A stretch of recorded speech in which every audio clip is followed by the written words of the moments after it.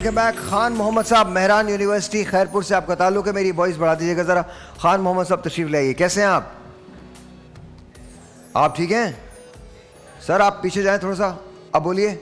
अल्हम्दुलिल्लाह खैरियत। ज़बरदस्त। Thank you. 2 minute 30 second on the clock. शुरू कीजिए। बिस्मिल्लाहिर्रहमानिर्रहीम। साइलेंस। सदर आली वक़ार, हम तो वो हैं कि जिनकी हुकूमत 22 लाख मुरब्बा पर हुआ करती थी। हम तो वो हैं कि जो फ़लस्तीन में शाहाना अंदाज में दाखिल हुआ करते थे, मगर अफसोस कि आज हम मालो ज़र की हवस में पड़ गए हैं। हम कहते तो हैं कि हम ज़र के गुलाम नहीं हैं, लेकिन हकीकत इसके बरक्स है।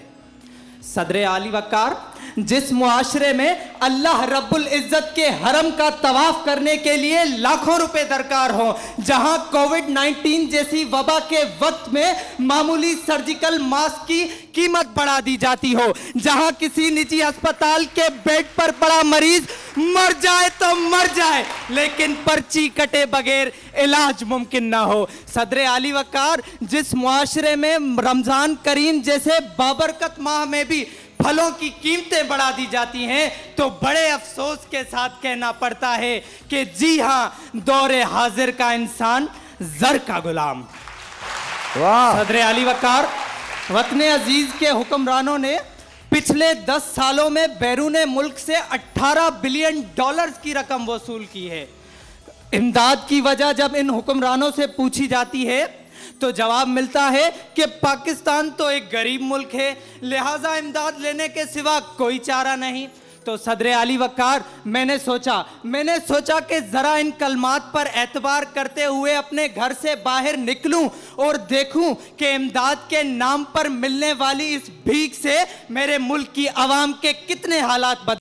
अफसोस हुआ, बहुत अफसोस हुआ। कहीं पर मैंने भूख से बिलखते हुए बच्चों की आवाजें सुनी, कहीं पर मैंने औलाद बराए फरोख्त का नारा सुना, कहीं पर मैंने बाजार में बिकती हुई हवा की बेटी को देखा, कहीं पर मैंने बेरोजगार नौजवानों को देखा। तो ये कहना लाजिम है कि हाँ, दौरे हाजिर का इंसान ज़र का गुलाम। लेकिन सदर आली वक़ार, मैंने एक मखसूस तबके के लोगों के घरों में खुशहाली और उनके स्विस अकाउंट्स में बिलियन डॉलर्स का बैंक बैलेंस देखा। तुमने हर अहद में हर नस्ल से गद्दारी की, तुमने बाजारों में अक्लों की खरीदारी की, और आज तुम मुझसे मेरी जिनसे किरा मांगते हो। अरे जाओ, ये चीज किसी मदा सरा से मांगो, ताइफे वालों से ढोलक की सदा से मांगो। मुझसे पूछोगे तो खंजर से अदू बोलेगा, गर्दने काट भी दोगे तो लहू बोलेगा। बहुत शुक्रिया।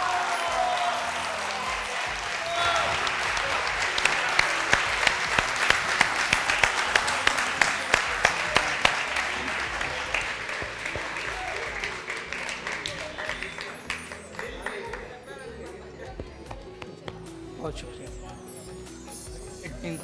वाह वाह। मैंने अपनी ज़िंदगी में बहुत सारी तकरीरें सुनी हैं। मैं बिला मुबालगा ये कह सकता हूँ, this was one of the best. माशाल्लाह माशाल्लाह। वाह वाह वाह वाह। बहुत कम ऐसा होता है कि मैं लोगों को सुनूं और मैं ये कहूं कि वो बोलते रहें। मुझे पहली मर्तबा ये बज़र बुरी लगी थी। मुझे पहली मर्तबा ये लगा कि ये बज़र बजनी नहीं चाहिए थी, तुम्हें बोलते रहना चाहिए था। Thank you so much. Amazing. वाह वाह। आपा, बहुत बेहतरीन किया बेटा आपने। ऐवान की तवज्जो को लिया। सबसे बड़ी बात ये कि आपकी आवाज़ जो थी पूरे ऐवान पे छा गई थी। और लेकिन मुझे आपकी तकरीर में थोड़ी सी मायूसी नज़र आई। आप ये भी तो देखें कि कराची के हर शहर में, हर चौरंगी पर, कराची में हर चौरंगी पर, हर मोहल्ले में दस्तरखान लगे हुए हैं। लोगों को किस तरीके से, चाहे 2016 का ज़लज़ला हो, चाहे कोई भी आफात नागहानी हो, लेकिन पब्लिक खड़ी हो जाती है, लोग खड़े हो जाते हैं। तो इसको भी थोड़ा सा देखना चाहिए था। आपका जो जोश अंदाज था कि मैं समझता हूँ तमाम लोगों की तवज्जो आप पर थी। बहुत अच्छे सर। माशाल्लाह, क्या इनकलाबी तकरीर की। वाह यार। और हमारे हालात के ऐन मुताबिक की। जो आबा फरमा रही थी कि मायूसी नहीं है, ये जगाने वाली तकरीर थी। और सबसे बड़ी बात ये रियलिस्टिक है। और देखिए, ये हाँ रियलिस्टिक है। और दूसरी बात एक बात मैं इनके साथ हूँ, उसका रीजन ये, जब हमने कहा ना कि आपने इस तकरीर पे ये कहना उन्माद है दौरे हाजिर का इंसान जर का गुलाम, तो मायूसी से जगाने वाली तकरीर थी। साहिर ने एक नज़म लिखी और उस नज़म का एक शेर है। नज़म थी क्या, एक शेर था और वो दुख का एक नोहा था। वो कहता है, ये शादी खाना आबादी हो मेरे मोहतरम भाई, मुबारक कह नहीं सकता मेरा दिल कांप जाता है। सो मुझे लगा मैंने आपा हो सकता है लाजवाब तकरीर थी। इससे बेहतर तकरीर मैंने बड़ी कम सुनी है। Mind blowing sir, mind blowing. क्या बात है बेटा, आप खुश रहिए, आप खुश रहिए। और सबसे अच्छी बात क्या थी, सबसे अच्छी बात आपकी तकरीर की क्या थी, आप मुझे एनिमेटेड नहीं लगे, आप मुझे रियल लगे। बहुत अच्छे और भी मुकर्रीन होते हैं, इन्होंने दिल से बात की। हाँ दिल से। आपके जो मैनरिज्म थे वो बड़े नेचुरल थे, ब्यूटीफुली डन, माशाल्लाह, थैंक यू। इसी तरह की तकरीर के लिए भी हम बात कर रहे थे कि इसकी ज़रूरत है, इसकी ज़रूरत है। और देखें, और इसमें आप यकीन करेंगे ढूंढने से भी कोई एक ऐसी चीज़ नहीं मिली कि जिस पे हम कहें, और आप ऑडियंस को साथ लेके चल रहे हैं, और आप इसका जब तालियां आती हैं इसका मतलब होता है कि आपकी बात समझी जा रही है। Of course. What do you think? Very well done. Annie? मैं बिल्कुल इनके साथ हूँ। और हम अभी यही बात कर रहे थे कि आजकल जो है ना वो बस जोश से बात करने को तकरीर का नाम दे दिया जाता है, लेकिन होश की बात करना ज़्यादा तकरीर भी बनाता है और दिलों में तासीर रखता है। So that was exactly the case. Thank you sir. बेहतरीन तकरीर थी, बेहतरीन जज्बा था और सच्ची बातें थी।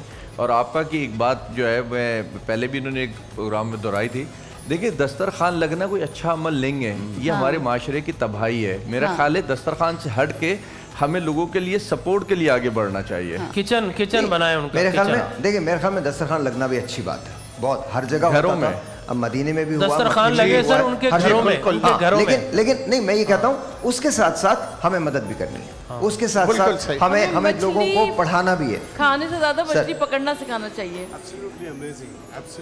तुम्हारी आवाज क्यों दबाते हैं लोग? Absolutely amazing. Absolutely amazing.